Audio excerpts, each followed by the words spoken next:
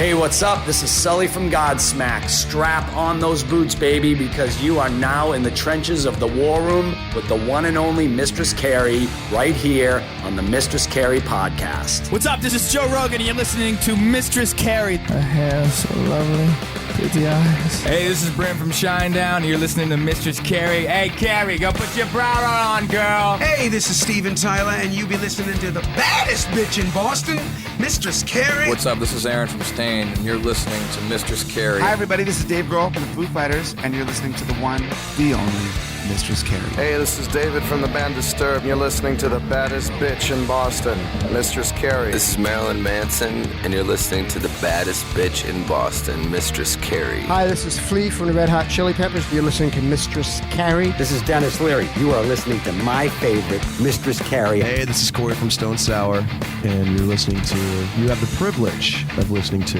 Mistress Carrie. Oh, God. Oh, yeah. Hey, it's Mistress Carrie, reporting for duty from MCHQ for episode 242 of the Mistress Carrie podcast. And before we get to this week's guest, Tim Montana, I want to tell you about the upcoming Mistress Carrie Grunge Brunch at the City Winery Boston. Tickets are on sale now for the Grunge Brunch featuring the Stone Temple Posers performing a set of unplugged Stone Temple Pilots music. Doors open at 11. Music starts at noon on Saturday, March 22nd at City Winery Boston. Tickets are on sale now. Get more details and the link to get tickets in the concert calendar at mistresscarrie.com. My guest this week is Tim Montana, who returns to the show while out on the road opening up for Myles Kennedy. They are headed to Boston on January 27th at the Brighton Music Hall. Tim Montana supporting his latest solo album, Savage. We talked about the holidays, his love of Portland, Maine, the behind-the-scenes shenanigans from the 3-day birthday bash for Billy Gibbons from ZZ Top. Tim talked about jamming on stage with Slash, Jerry Cantrell, Robby Krieger, going into business with Billy Gibbons with the Wise River Club, his upcoming acting role with Samuel L. Jackson, and so much more. See Tim Montana and Myles Kennedy at the Brighton Music Hall in Boston, January 27th. The link to get tickets is in the show notes of this episode. So allow me to reintroduce you to Tim Montana. What's up, Mr. Tim Montana? Just sipping coffee, and it's really good. Oh, look at you with the Willie Nelson coffee mug. You know, it's a beautiful morning in the Music City. I'm in Nashville, and yeah. How are you? I'm good. You are in Nashville. Mm-hmm.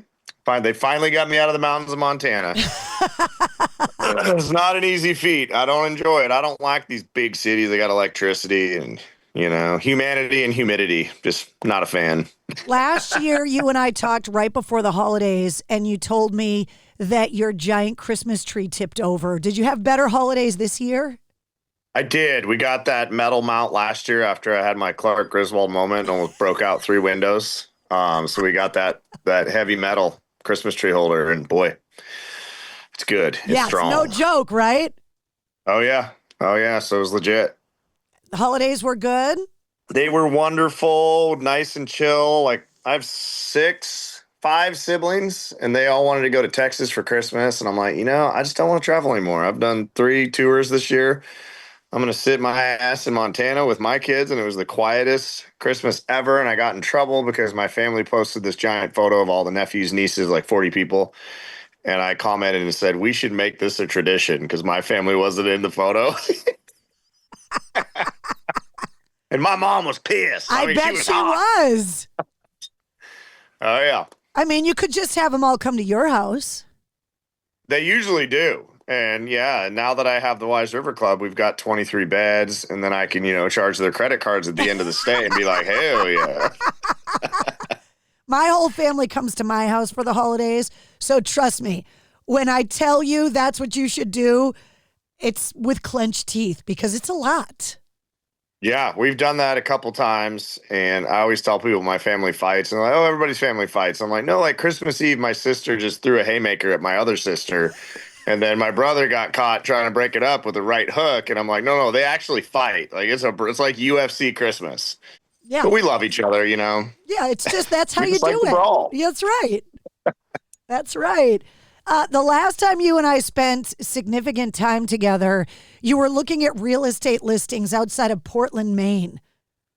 I did love Portland. It was so cool. Yeah. That was like the coolest town I never knew was so cool. Where else did you fall in love with on this year of touring? Because you were on the road a lot. Yeah, Portland, Maine was number one for sure. That's the one that sticks out, you know? That's just, I had seafood. The people were so cool. We had a day off, and I took that ferry over to that little island over there off the, I forget what the island is. You go in there, and there's little shops and restaurants, and that was cool. I do dig the East Coast. I'm a big fan of the East Coast. I don't know that I could live there, maybe in Portland, because it's got, they have look out for moose signs, which seems like my style.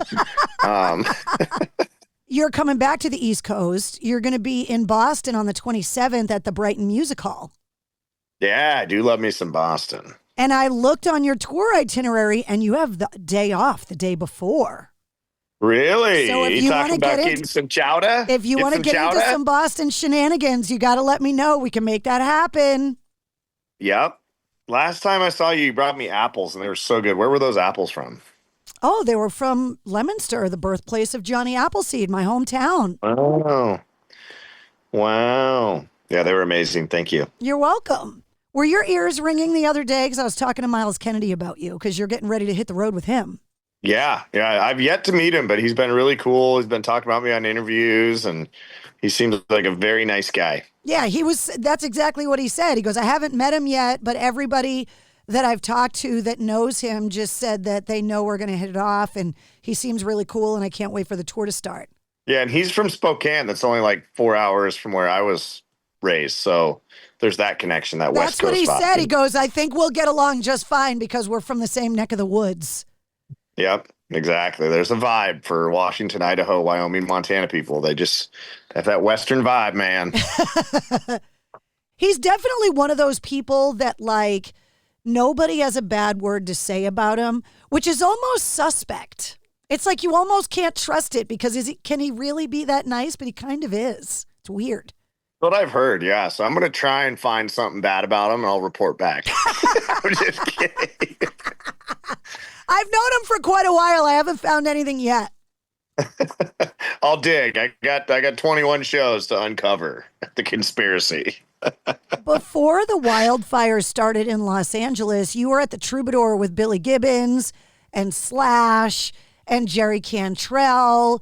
Was that like Robby Krieger? That was crazy. Was that like a moment for you? Because the last time you were on the show, we kind of talked about these pinch me, what the hell am I doing in this room moments. Was that one of them? I think that was the all-time one. I'm pretty sure. And Billy, I'm so like comfortable with Billy. I stayed at his house when I was there, but like I always forget. I don't forget. I'm just like, my friend Billy's like the rock star's rock star. He's like the great rock star, he's the dude. And so I stayed at his place, and then we go down, and it's funny because he doesn't tell Slash, but he tells me, he's like, I want you to do that hip hop stuff. And I'm like, what hip hop? He's like, California Love by Tupac, dude.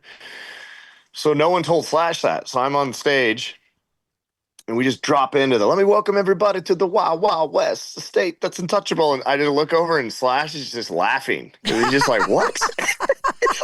I feel like he knows Billy well enough to know that Billy always has something up his sleeve, some kind of trick. And then I get through the verse and the chorus, and I haven't done the second verse in a long time. The second verse is really complicated because it's Tupac's verse. And Tupac, Dre's rhymes land just right for a dude from Montana to cover it. Tupac is all over the place. That's why he's Tupac Shakur. And as I finish in the city of LA, Billy leans in my ear and goes, do it again. And I'm like, oh, the chorus. So then I do the chorus again. And as I finish the chorus again, he whispers in my ear, no, do the hip hop shit again. And I'm like, that's vague. So then I just like drop into the second verse. And it was so funny because it was very throw and go, 100%. Like just roll with the punches. Billy might play a song that none of us know. But it was sick. I got to do Slash first night, and Cantrell showed up night 2. Got to sing Rooster with him. last minute, he's like, "You're singing the chorus," and I'm like, "Oh, great!" And they almost bumped it up a half step, and I'm like, "Oh, talk about setting me up for failure. I'm probably gonna bomb it in the standard key, which is down a half step." And then Jerry and Billy were like, "Let's bump it up higher than Lane sang it," and I'm like, "I'm gonna leave." So then I convinced him to do it down a half, thank God. And Billy, we didn't have monitors on stage, so we couldn't hear ourselves, but we got through it. It was really cool and always scary. It's the third time I've done Rooster with Jerry, and it never gets not scary because I respect that band and that man and Lane so much. And then the last night, got to jam with Joe Bonamassa, Robby Krieger from The Doors. When you hear him start Roadhouse Blues, and you're just like, wow. And I asked Robby, I'm like, "So how long you been in The Doors?" And he looks at me and goes, "I hired Jim Morrison." And I'm like, okay. I am The Doors. Got it. I'm like, and he wears all these bright colored pants and shit. And then when you think about it, you're like, those dudes did a lot of acid, so that little old man makes sense with those bright freaking neon orange things, and his tongue's out while he's playing. And you're like, yep, that dude partied in the 60s for sure. So yeah, it was a really cool deal. Billy's 75th, and it's my third or fourth time playing that event, and never gets boring. I was joking because I'm like, why would you trust anyone else to throw a birthday party for you? Why? Of course, Billy Gibbons throws his own party. Like, why wouldn't you? Exactly. And I ended up being his driver and security, and I forgot about how many fans were out back with cameras and records. So Billy like opens the door, and I hear his wife scream, and I'm like, oh shit.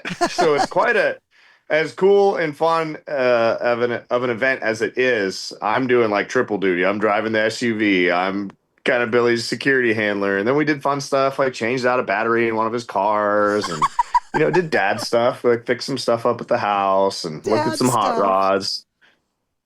I was wondering how the Tupac thing happened because I saw somebody's cell phone video of that. And I'm like, was that Kenny Aronoff playing drums? Oh, yeah. I was like, holy crap. Like, look at the people on that stage. You could have bet me $1,000 what song they'd play, and Tupac would not have been my answer. No, Billy loves the unusual, and the minute he heard that I knew how to rap that is the minute. And him and I recorded that together. So if you go on, I think it was the EP Reno, me, Billy Gibbons, and Matt Sorum cut California Love. And it's pretty cool. Oh my God, that is hilarious. Yeah. I got to talk to you about the Wise River Club because he's not only obviously a friend that has you change his batteries, but you guys are business partners, so you spend a lot of time together in Montana. How is that going? It's going great. We had a New Year's Eve bash. It sold out in 12 hours. So that was unbelievable. And putting on those events are stressful because you're 38 miles from the closest, town, which is Butte. And so I do a shuttle service. So there's no drinking and driving, but I have to report that we sold it out. There was no accidents, no DUIs. So that is a win for a bar owner in Montana. I was stoked about that because year one, nobody took the shuttle service. And I'm like, oh my God, I'm going to kill you people. Like, how are you getting home? I see you walking out of this bar. But then this year, the shuttles were full, and we had the sheriff's department up there with us patrolling, and really cool event. We did a full-blown concert and had prime rib from Traeger Grills, and it was awesome. So Wise River's going great this weekend. It's 12 below zero, and we're doing the Big Hole Bash. That's the Big Hole Valley. Don't start any jokes with me, okay? Oh, come on. That's where I'm going. Yeah, I told my wife, I'm like, honey, you're kind of the queen of the Big Hole. Please get that sash. See, she needs a scepter and a crown. Yes, and I could even tell you something dirtier. I think I can say it because they're legal names of creeks and rivers, right? Yeah. Bloody Dick Creek dumps into the Big Hole about 15 miles above our bar. And you can go ahead and look at a map. That's called geography, folks. So stop trying to call me a pervert. But my brother said if that doesn't end up on a shirt, we're not related.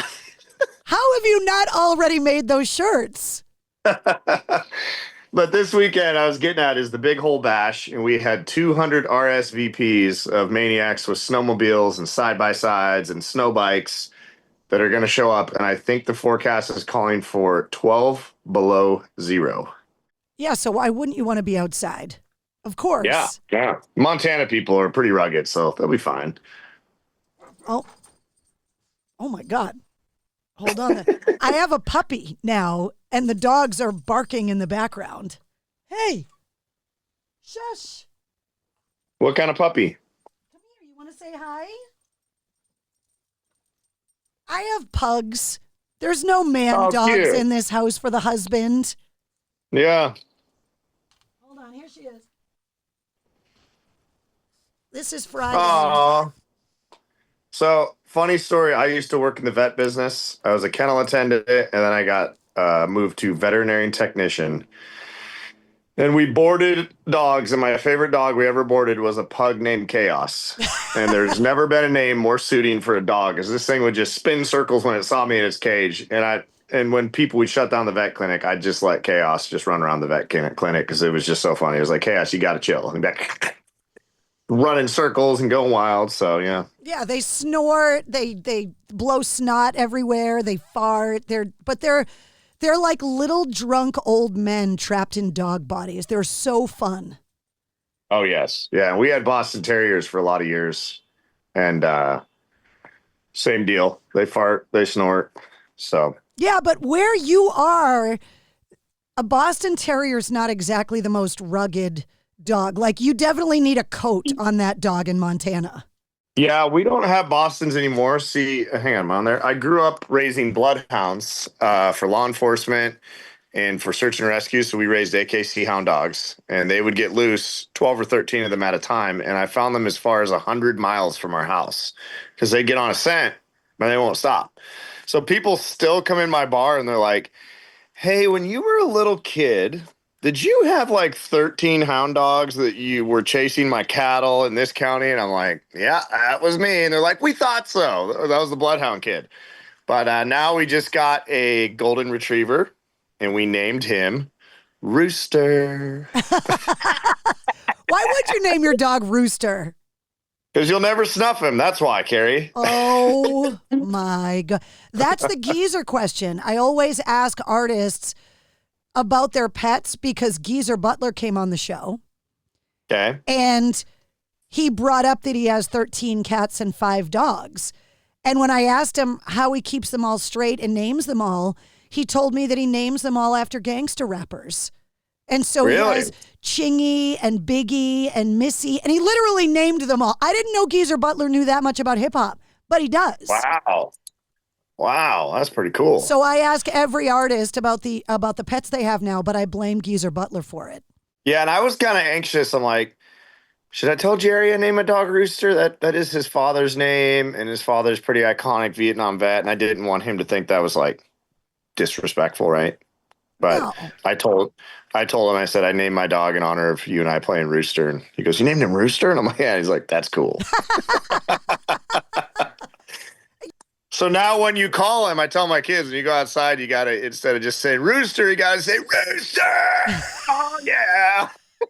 You got to sing the whole chorus and the dog comes. Yep. I heard a rumor. Are you becoming an actor? What is going on? I've done 4 films. I have 2 coming out this year. And the one I'm really excited about is Unholy Trinity. And that, I think, comes out Q1 this year. And I didn't know who my scene was. And then I show up in my scenes with Samuel L. Jackson. So that's going to be cool. Please tell me he says fuck in the scene. He doesn't, but he did say fuck. He motherfucked me on the camera, and I was so happy because he asked me how he's gonna cut my motherfucking throat with that motherfucking beard. And I said, I can turn my head, and I'm giving away the movie right now, so it doesn't end up well for little Timmy. But I'm like, there's got to be. I'm like Eskimo Brothers of other people that have been killed by Sam on the big screen, and there's got to be a cool list, right? I'm gonna end up on some Reddit list of people Sam Jackson has violently murdered in the movies, and now I'm one of those guys. Yeah, so my name is Red Benton. Your name's what? Red Benton, the outlaw from the Benton Brothers gang. Getting killed in a movie by anybody is pretty cool because you're in the movie. But being in a scene with Samuel L. Jackson, that's like bucket list stuff. Yeah, and he kills me with a fucking razor. Oh. It was cool. Did all that fake blood like stain your beard? I would think it would get everywhere. Yeah, it was all down here, and I was covered in mud too because I had a really violent fight scene, and it was freezing cold. And I rolled in the mud and just beat the hell out of this other guy. And he actually, I took a rock to the nose, so I was really bleeding too. I was like, I want to make this movie. And the stunt guys were like, "Wow, Mike, you go really hard," because they told me to give it 100%, and they said we didn't mean give it 150 because I came out and I have cuts on my face, I'm bleeding, my throat's cut. I was like, I wanted it to be good for the camera. But I kept the blood on me as long as I could because I just wanted to permanently have it on me. But I drove home to show my wife and kids that night, and I stopped at the gas station, and I walked in and kind of forgot that I had blood and mud all over me and that my throat was open. And there were some interesting looks at the gas station. I'm sure there were. Yeah. Was this something you always wanted to do?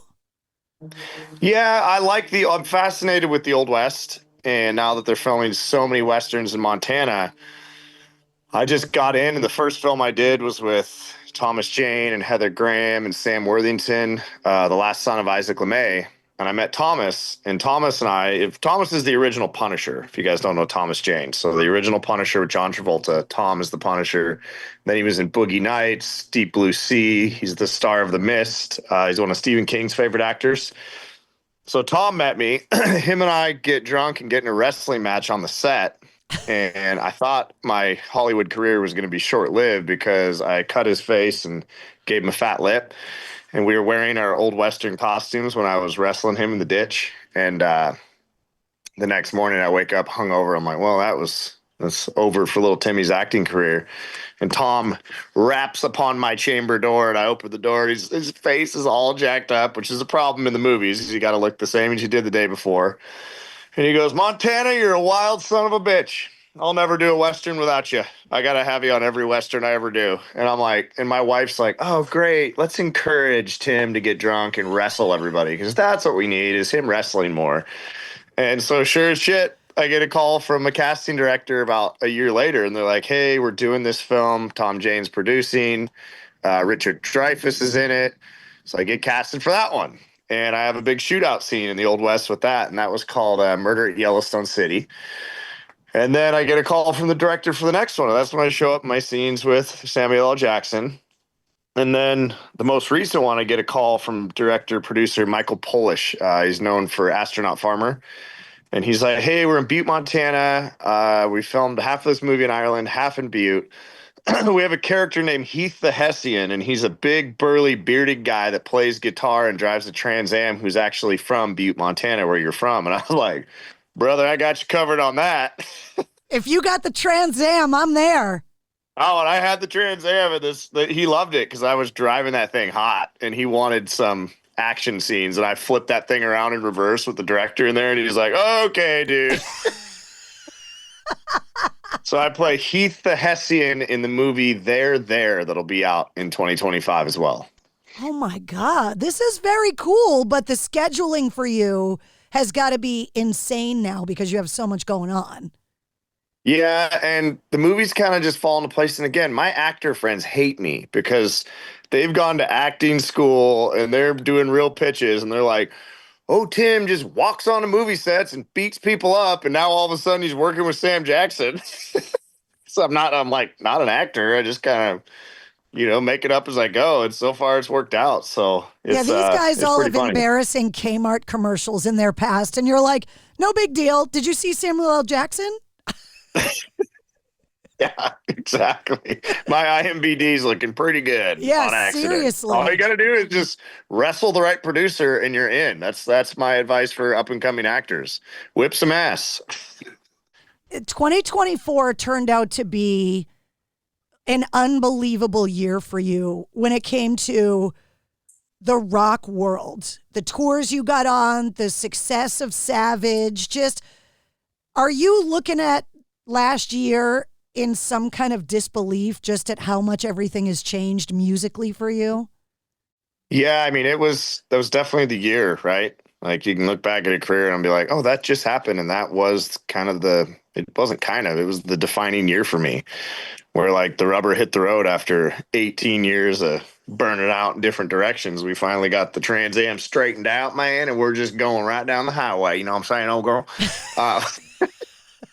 Sorry, I got into character mode.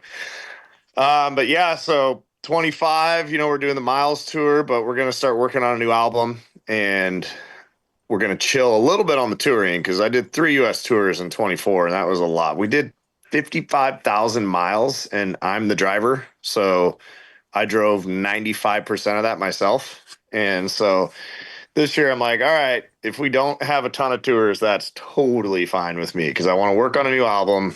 I want to be smart about it, and I don't want to overplay, because we're going to go hard January, February, starting Friday.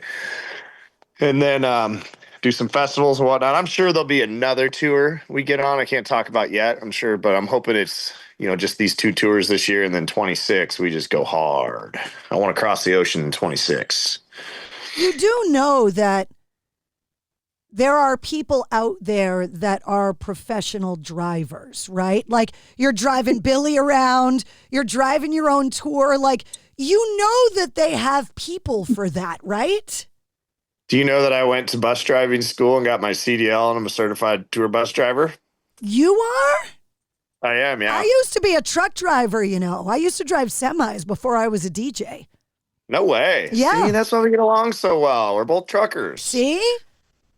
Yeah, so I bought that Charlie Sheen tour bus, and then I went and got my CDL and trained here at Diamond Coach on bus driving. And so now, I'm not a guy I'm uncomfortable when other people drive, unless I know for certain that they're solid drivers. So I'm like, if I find myself awake with anxiety in the back seat all night, I might as well put myself behind the wheel because I know I'm going to drive to my liking. And so, yeah, but that's something everyone on my team's like, okay, dude, you got to chill on the overnight driving every night on a show night. I'm like, but I like it. Just give me some energy drinks, some beef jerky, and away we go. Do you get on the CB? They used to call me Barney because I had purple hair back then, too. So I get on, they'd go, is that a lady truck? Come on back now. And then when they found out what I looked like, they'd be like, come on back, Barney, because you're purple like the dinosaur. That's cool. It's my new name for you, Barney the driver. It's been a very long time since I've driven, like the mid-90s. As soon as I get on the air, I gave up the CDL and all done. Well, I'll bring that. I got the tour bus sitting right there. I'm going to bring that and just see if you know how to drive it. I won a lot of money back in the day because people didn't think that I could back up the truck to the trailer and hook up the umbilical and stuff. Right. And all the guys that I toured with, because I was a roadie before I was a DJ, they'd be like, we're going to take your money and we're going to buy all the drinks tonight because she's going to go and hook it up on the first try. I won a lot of money doing that back in the day. Yeah, that's amazing. See? That was a big trust fall when I got on the air, like not having a wrench in my pocket and a Leatherman on my belt. Like when I stopped carrying tools to work, it was very weird for me. Right. Yeah, you just get used to having that. Well, we got to get you back out. I want you to drive this bus. The bus is weird. It's a mind trip because it doesn't bend. That's the thing. But you're sitting in front of your tire. And when you start sitting on top of or in front, it's a completely different driver scenario. And there's so little room between you and the other lane. When you're driving, at first you feel like you're going to drive into head-on traffic, right? But you just got to learn. I drove yesterday. I did about 80 miles just to run the bus, and I haven't driven it in a while. And I was like, oh yeah, this is really weird driving this thing. It's a cool bus, but it's just a total different scenario than any other big rigger vehicle I've ever driven. So. Well, especially because you're coming to Boston at the end of the month. Driving a bus in downtown Boston, that's Olympic level, on the podium, national anthem level driving. Yeah, and if you miss an exit in a big city that's like an old city like that or New York, and then you're trying to turn your bus around, you have to look at all those little bridges that are, 9 feet tall when your bus is rolling about 13 or 14 foot high. You're like, oh, great. Yeah, great. So we'll be in the Sprinter this trip because it's wintertime. I got off-road tires on my four-wheel drive Sprinter, tire chains. I'm ready. Well, you got a day off in Boston. You're going to be at the Brighton Music Hall with Myles Kennedy on the 27th. The day off is the day before. So I'm offering up the Mistress Carrie tour of Boston if you want. I think I'm going to take you up on that. We can eat. I'm filled with useless knowledge about my hometown. I can take you on the Big Ben Parliament tour of the city. I love the history, so I want to go see some history stuff, some Paul Revere things, you know? Oh, I'll take you to his house. Perfect. Yeah, absolutely. I can do that. No problem. We'll be backing up semis and going to Paul Revere's. Can we drive to Paul Revere's in reverse in a semi that someone would loan us? Yeah, absolutely not. That area of Boston, the North End, is very old. The streets are about this wide. Yep. So, and then a few days after the show, on a personal note, because you know my husband, he's getting ready to retire from the Marine Corps. I know. I'm trying to figure out how to catch up with him down in North Carolina. I've been texting him, so. Yeah, the fact that you and my husband text without my knowledge is a little scary.